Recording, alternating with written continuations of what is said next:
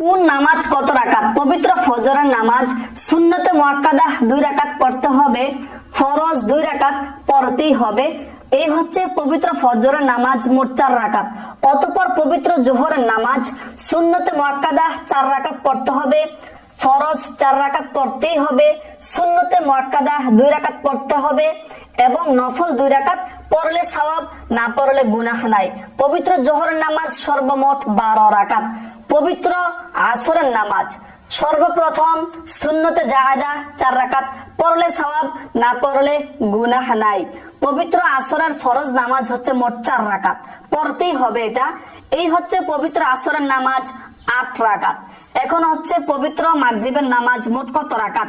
ফরজ 3 রাকাত পড়তেই হবে, সুন্নতে মুআক্কাদা 2 রাকাত পড়তে হবে। অতঃপরে সুন্নত নামাজের পর নফল নামাজ মাত্র 2 রাকাত পড়লে সওয়াব, না পড়লে গুনাহ নাই। পবিত্র মাগরিবের নামাজ সর্বমোট 7 রাকাত। এখন হচ্ছে পবিত্র এশারের নামাজ সুন্নতে জায়েদা 4 রাকাত পড়লে সওয়াব, না পড়লে গুনাহ নাই। অতঃপর ফরজ 4 রাকাত পড়তেই হবে।